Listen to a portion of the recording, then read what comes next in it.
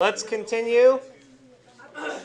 So the reason we did this is so that we can subtract that whole volume, right? We're going to extrude this and subtract an entire volume away from our waffle frame in order to create those triangulated corner frames that you saw in the original definition, which I'm supposed to be getting open periodically. So open read only. Guys, I need you to focus. So the key here is the extrusion. It's a little bit funny because we did it as a two-parter. So we're going to have to extrude both of these in the same direction. Direction, right? Vector, right? We can use that vector.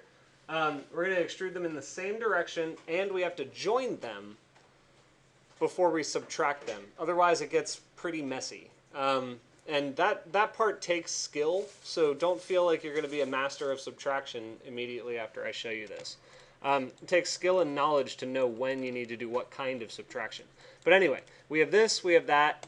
We're going to extrude them. So let's go to surface, freeform, and extrude.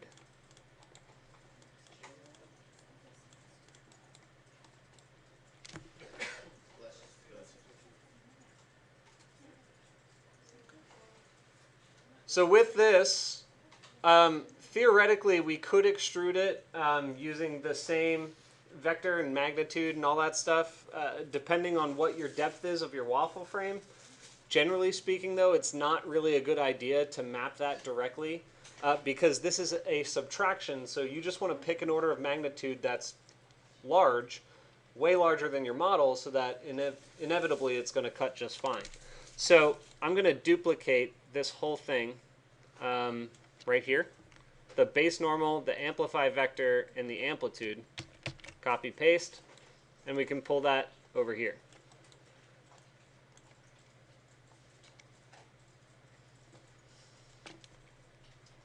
So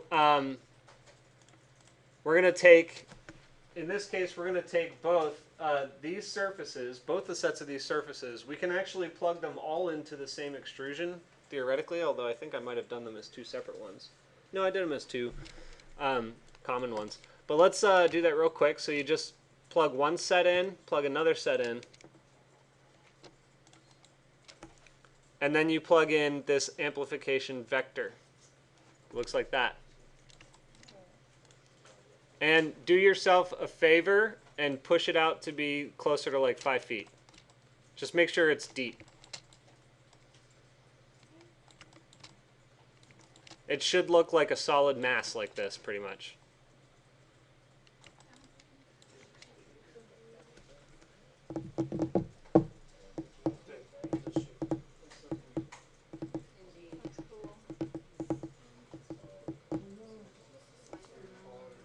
So I'll give you guys a moment to get there, and then we'll continue. Okay, let's get going again. This is tough with like 30 of you guys, I gotta say. All right, so extrusions, right? These extrusions, we need to join them and make them one giant mass, which makes it a lot easier to subtract from another giant mass, however complex they are. Because when you start doing these tiny little individual subtractions, what you get into is list structures. So it's going to try to subtract each and every one of these individual ones from the overall mass, and it just gets a little messy. So what we're going to do is under the surface and, under intersect and shape, we're going to do this one here called solid union. That one's new, so. Yeah, these are your Boolean functions. Pretty much that whole menu is a bunch of different types of Boolean functions. Any extra credit? No, no extra credit. All right, so these extrusions, let me just also say this. Once you have like this kind of stuff going on, it's a good idea to save before you try something that you're not familiar with. So make sure you save it here. No, it's not a big deal. And then you plug it in, and it's going to do that. Save again. So if you turn this off and you turn all this other old stuff off, it's going to read as one giant volume. Well, sort of. How many did it make?